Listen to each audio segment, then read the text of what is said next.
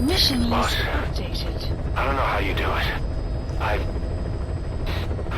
All I could do was obsess over revenge, doubting my comrades along the way. But even after all we've accomplished, the phantom pain never let up. If anything, it just got worse. But you understood that from the start, didn't you? From the moment you opened your eyes in that hospital, you knew it wouldn't go away. Yet you've been fighting the pain and confronting your phantoms the whole time. Knowing full well the battle would never end, not till the day you die. I respect that now, more than ever. It's an honor and a privilege, Big Boss.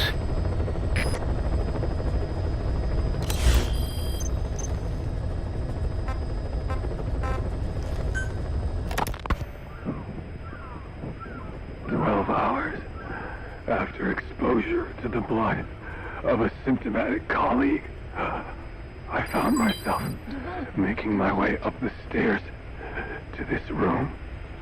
And I am not alone. Everyone who's infected, we've all come up here wanting to get outside. I know full well I mustn't leave, given the possibility I'm infected. Yet, I can't contain this urge I feel inside me, like the alcoholic who tries to make any excuse for one more drink. Every step I took up those stairs filled me with this sense of bliss. I still have all my wits about me. It took no time at all to rewire the electronic lock and open the emergency exit. Then, just as I was about to set foot outside, I finally realized what was going on. This desire for freedom is not my own, but that of the vocal cord parasites inside me. They want the ravens to feed on us, pecking us to death. Attracted by these sweet secretions, they have mutated to facilitate this. The sweet smell is powerful enough to attract even a species with such a weak nose. So, before the parasites take complete control, I must. Most of the staff in here are already infected. At least, everyone I've looked at is. Infection with this parasite causes a high fever in the pharynx. I have modified a pair of night vision goggles to react only to this temperature range. With these goggles, you can identify who is infected. Other infected will, like me, feel compelled to make it outside. If the ravens get their meal, they'll head for land next. That cannot be allowed to happen.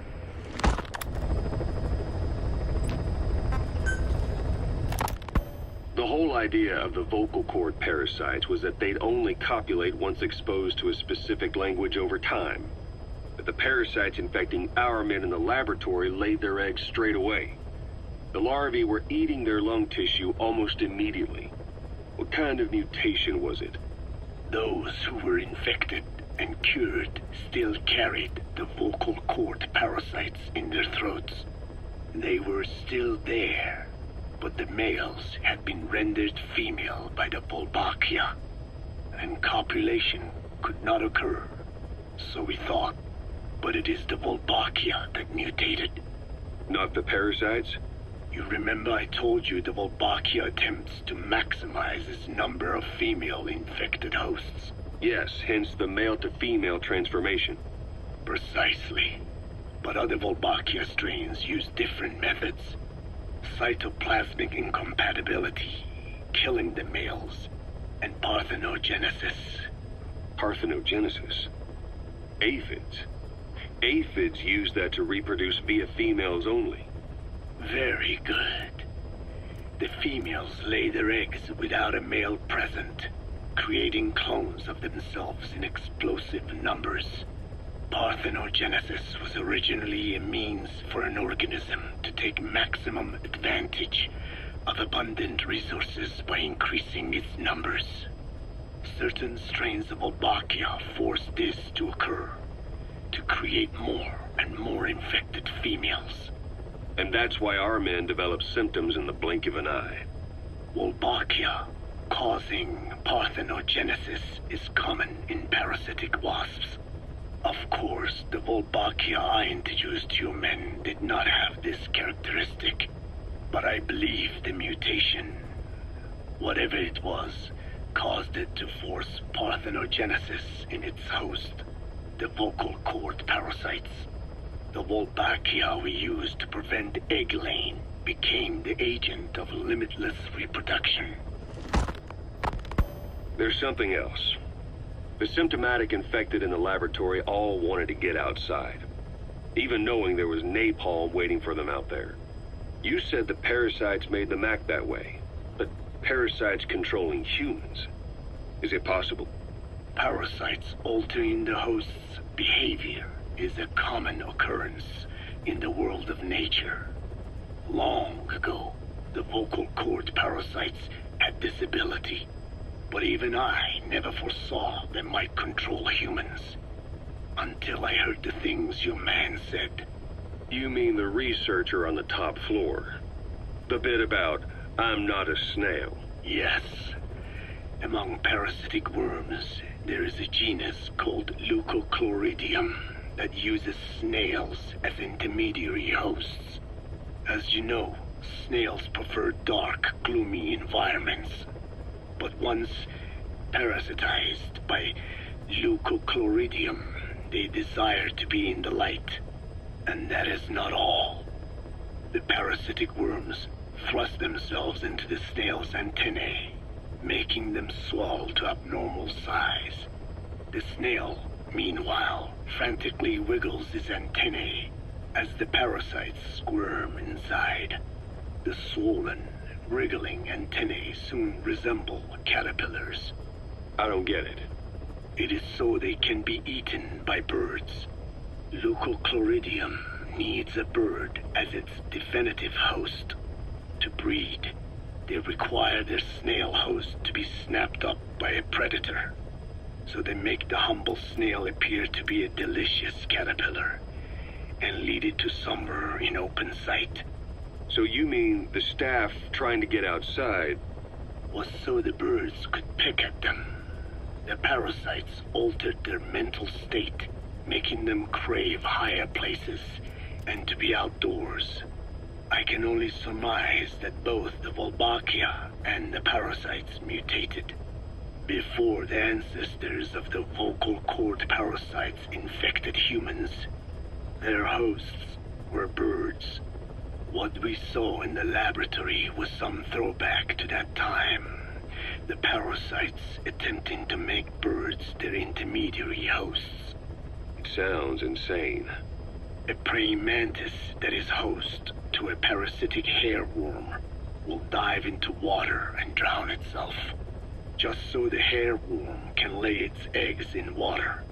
Rats infected with Toxoplasma gondii lose their instinctive caution and run right up to cats. Just some of the many ways parasites control the host. But we're humans. Surely our minds are too complex for that. I thought just the same. Free will is what makes us human, so it never occurred to me that the parasites could be controlling the symptomatic. But the mood, the will of a person can be easily affected by the balance of their cerebral substances. Take the toxoplasma I mentioned. It does infect humans, and it is thought the infected develop a more reckless attitude. But to think that mutations occurred in both the Wolbachia and its parasite hosts. Your observation is most apt. Both mutations occurring at once indicates the presence of a powerful mutagen. I see. Keep working on narrowing down what it was.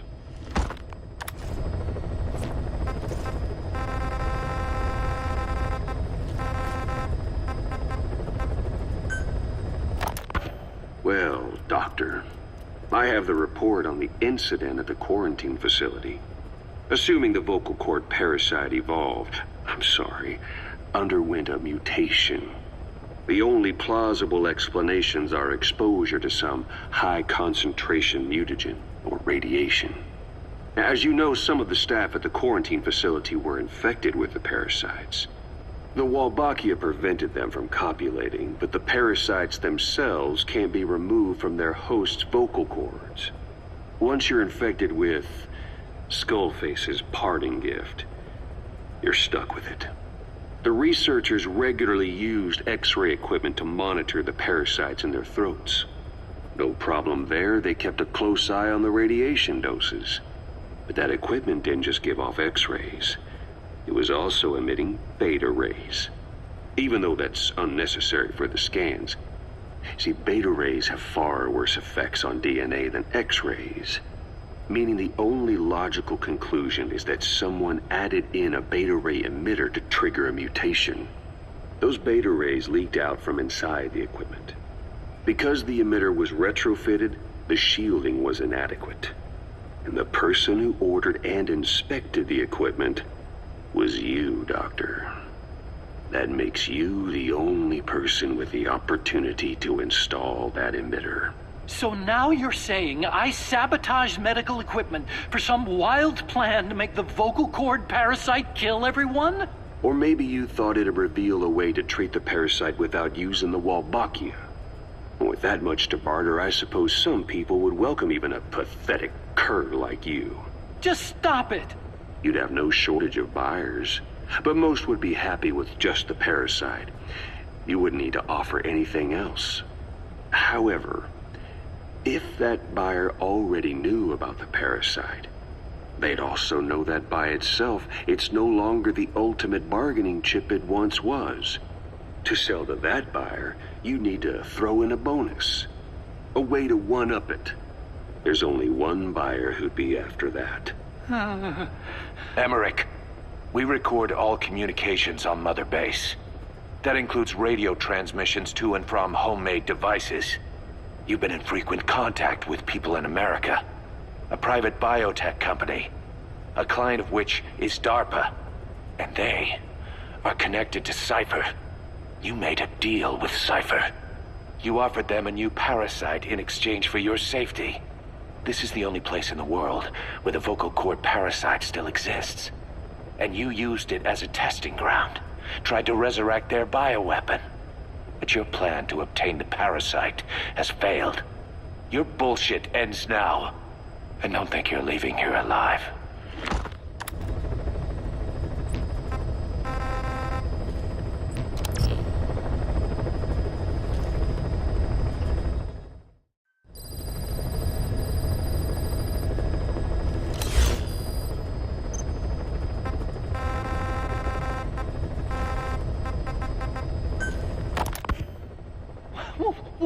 Wait, what are you talking about? Just what do you plan to do? Present the charges against you, and render an appropriate punishment. You're gonna put me on trial? Call it what you like. What's the meaning of this? Out of here, all of you. Back to your posts. No, hang on. Huey has killed their comrades and interfered with their lives. They've had all they can take. Kill that son of a bitch! Kill her! Stop! This is insane! You have no evidence whatsoever. You say you're an army free from government. You talk big about being a nation unto yourselves. But from the outside, you're just thugs, rebels, a militia, terrorists, an unhinged threat to society. You're nothing but a bunch of psychopaths. So you're not with us? No, I didn't. I thought we were on the same side. That's too bad. I didn't mean... Men, you will have justice. But our organization, the boss's organization, is built on order and reason. There will be no lynch mob. So stand down for today. We will gather all the evidence of this man's crimes. And then he will be tried. Dismissed. What do you think you're doing? Go ahead and execute me. It'll be murder in the eyes of the world. You've lost your minds. Don't you get it? You're seeing phantoms. Just look at that dog. No, you named him D-Dog, but it's obvious anyone could see that's a wolf because you're all a bunch of wild dogs. You wanted to believe he was too, to feel some connection, to fight your loneliness. You wanted something to cling to prove you deserve to be alive. You wanted to forget the death, your sins, so you'd cling on to dogs or wolves or even Big Boss. The boss is the same, isn't he? Every one of you is alone. That's why you suspect your own. I know, because I do the same. I'm one of you too.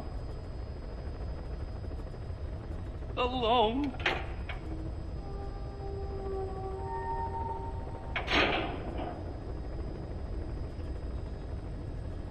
Open your eyes! What you're doing is murder! Plain and simple. All you ever create is war! War and violence can never lead to peace! Caution. Rain approaching.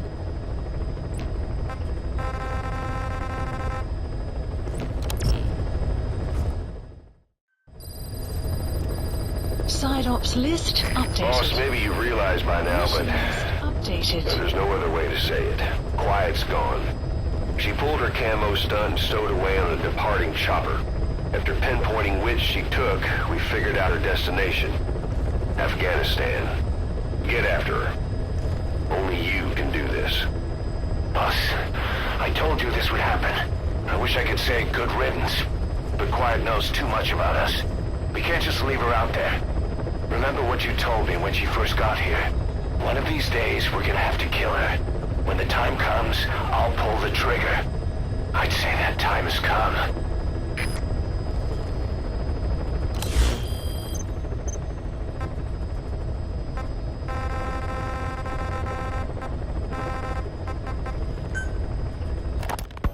The R&D team's going to take over Emmerich's work. He may be gone, but it won't affect us one bit. We'll be able to deliver whatever you need just like before. You can depend on that. One other thing.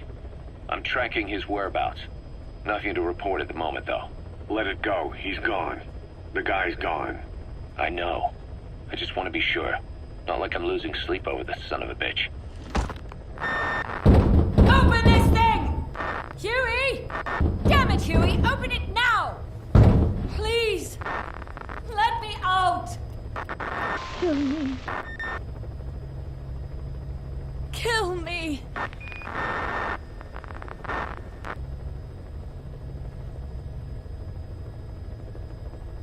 If only I'd tried to get out sooner. Perhaps I'd have made it. Why didn't I stop the hatch from closing? Even if it meant losing an arm.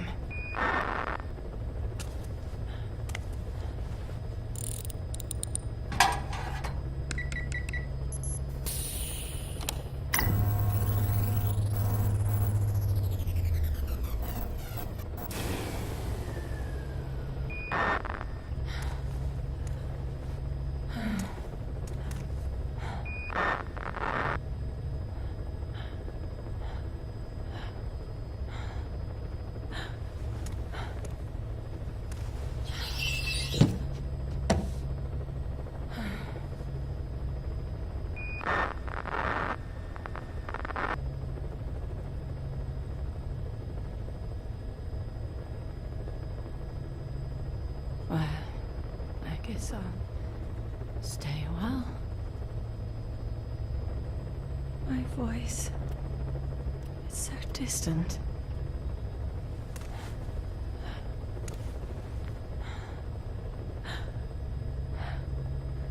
But you can hear. hear me, can't you, Joy? I know you can. You're recording all of this.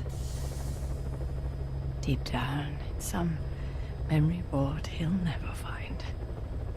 Duplicating it. Burying it under heaps of meaningless code.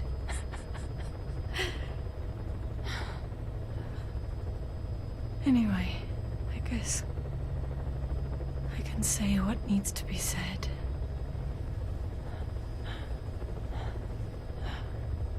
I can still do that much. Talk to you.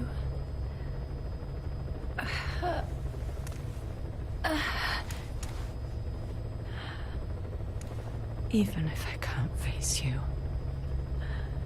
Even if there's a heaven. Even if you're waiting there. I don't deserve to see you again. I don't deserve to love you.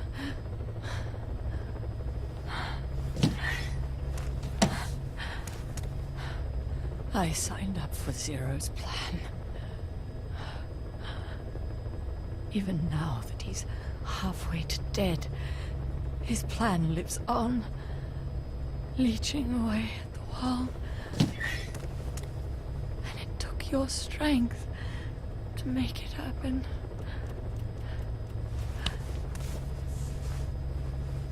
In using you, I put the world in his palm. Once and for all.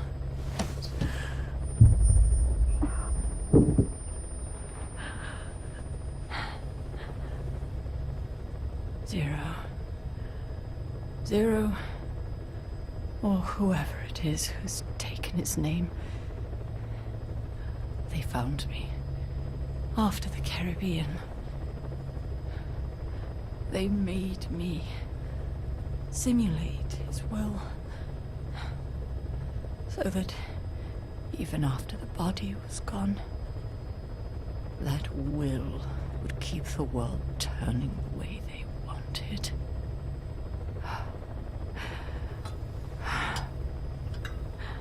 I had no choice. They dredged Lago Cosibolca, pulled up your phantom, forced me to revive and modify you. I thought I could bring you back, but in the end, I sold your will to him.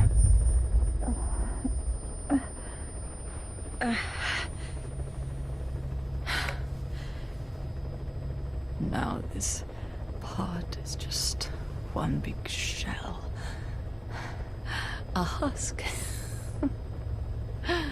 Your phantom's no longer here. As for me, everything I touch turns to ashes. I could never make anyone happy.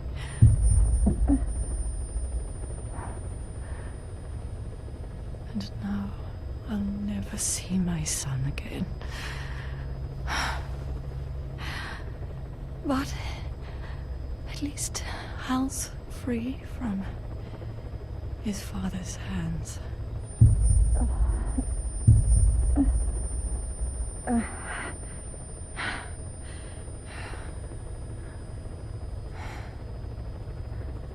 Me with child. Can you imagine? I wonder how you took the news. Were you jealous? I knew what I was doing. If I could pass your will onto a child I carried, my genes, your meme, a father would be irrelevant. If I did that, that child would be ours.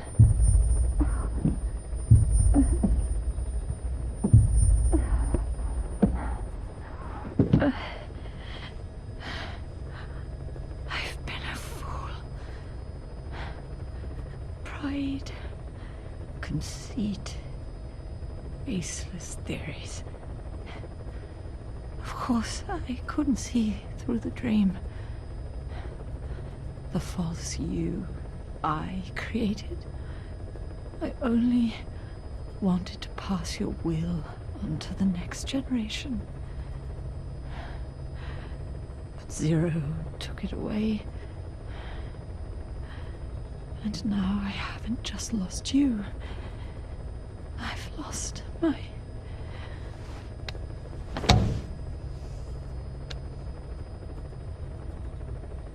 Oh, Hal, can you forgive the mother who couldn't protect you? The one who let them take it all away from us. Oh.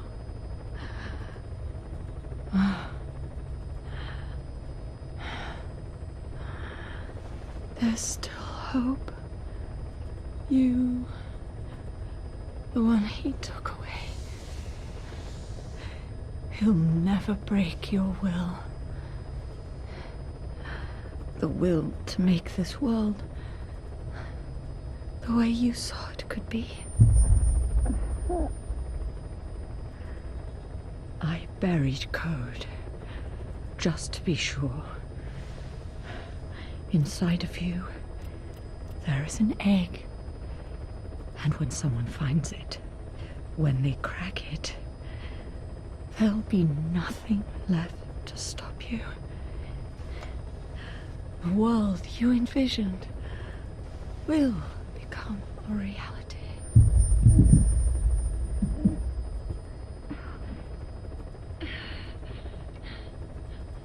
Joy. I know you can hear me. You do remember my voice, don't you? Please,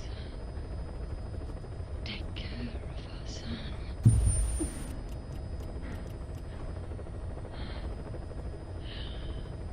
Hal, don't ever be afraid.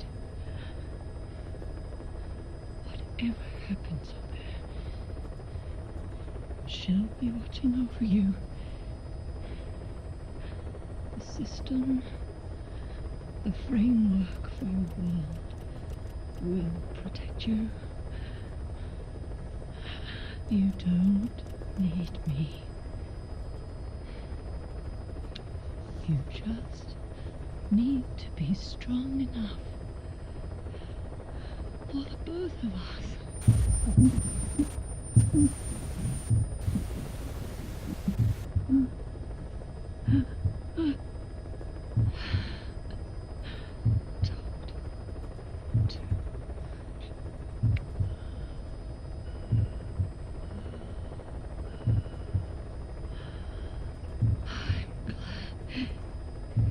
You.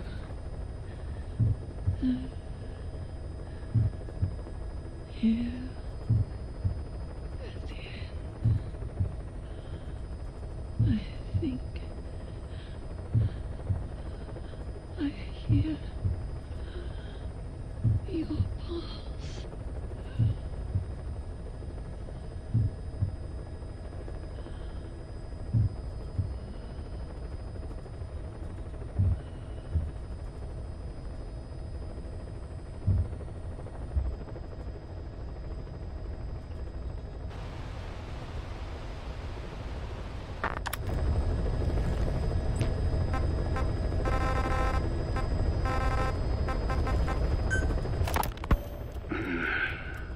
It appears I was looking at things wrong. What do you mean? All of you. Until now, I had thought of your organization, Diamond Dogs, as a superorganism. You'll have to explain that one.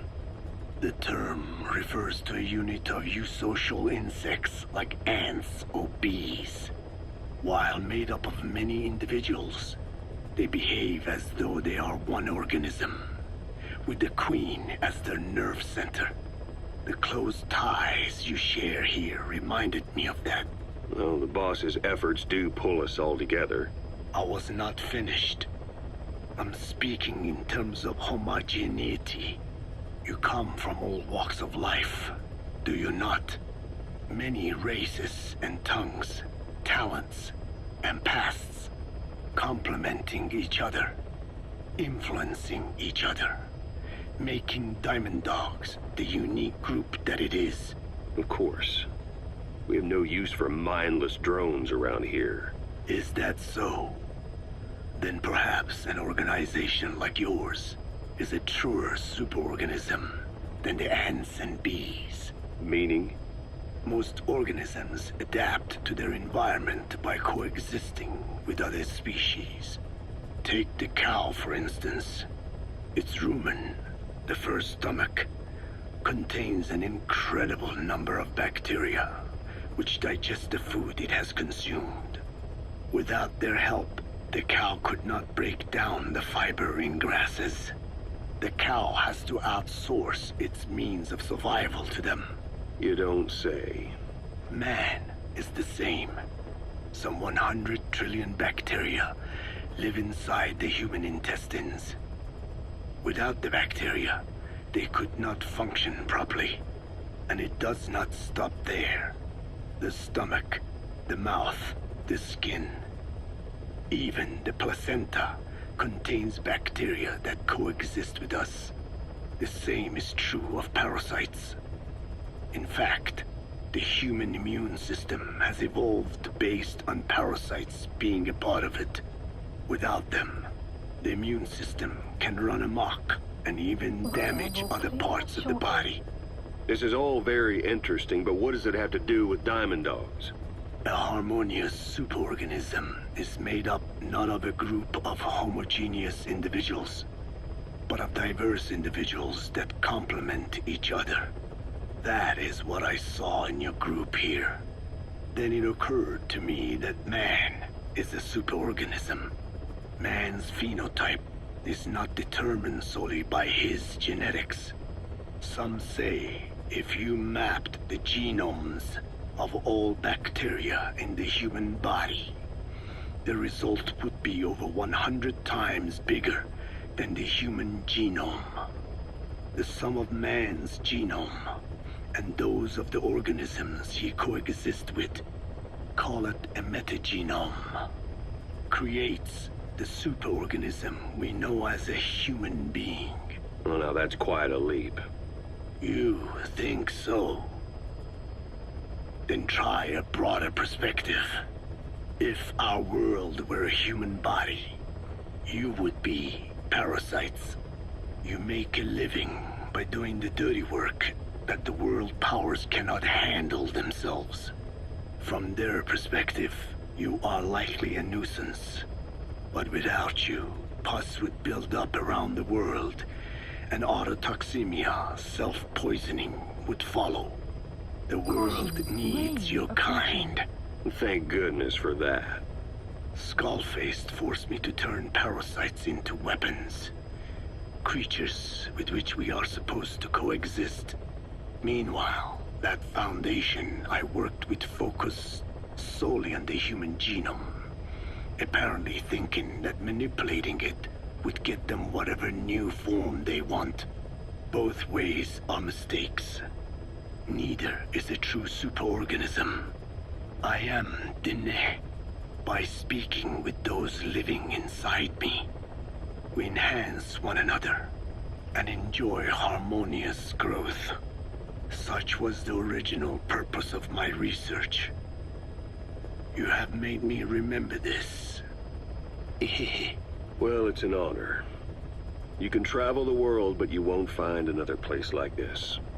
If the whole world was like this base, I think the peoples of the world would bid farewell to fighting for good. Maybe that's what the boss wanted in the end.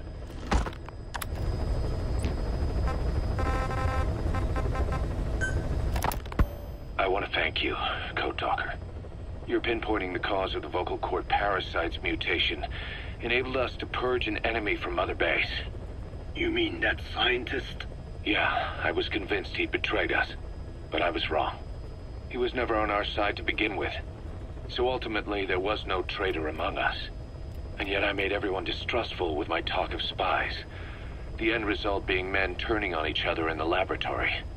You must not blame yourself. They were all infected with the mutated strain. The outcome would have been the same. You know, we defeated Skullface, but it didn't lessen our pain. It's a pain we'll never be rid of. I see that now, but I thought I could burn it away. In the end, all I burned was our own men. Infectious diseases, parasites. Without such foreign enemies, the immune system will start attacking the body, developing allergies and autoimmune diseases. The same is true of organizations. You're right. But I do not deserve to rebuke you. My desire to retaliate against the English language is what attracted me to the vocal cord parasites in the first place. Had it not been for that, I would never have been used by Skullface. We both allowed revenge to crawl into our minds and lay its eggs. Sahelanthropus will unleash that thirst onto the future. How long are we going to be tormented by what he left behind? There is no choice but to live with that pain. Be symbiotic with our vengeful nature. Whatever we do, we must not allow that thirst for revenge to control us.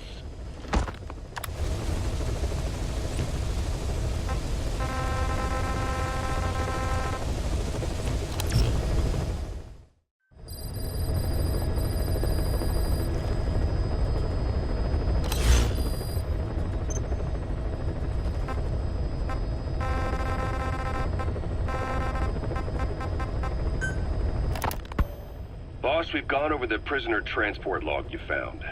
Quiet was grabbed by the Soviets and moved to Lamar Khatte Palace. They lost a lot of men to her.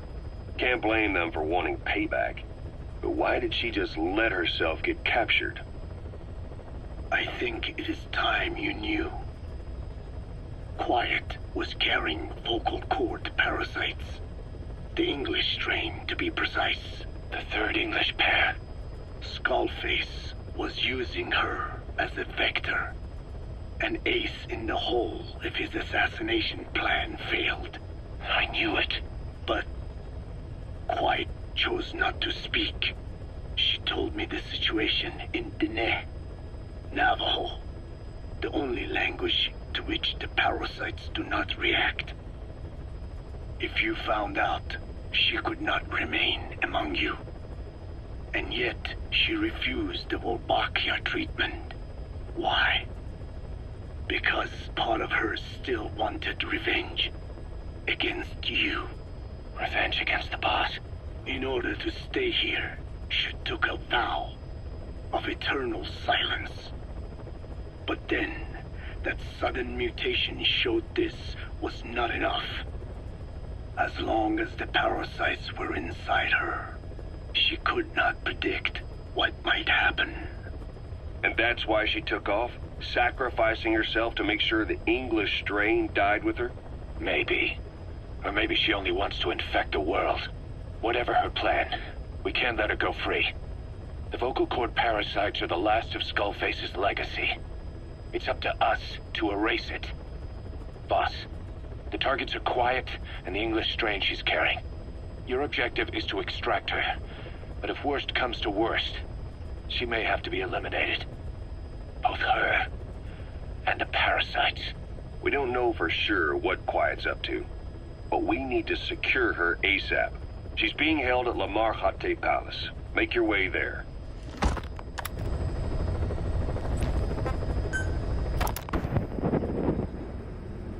I did not choose to be quiet. I wanted to express my feelings to you. If only we shared a common tongue.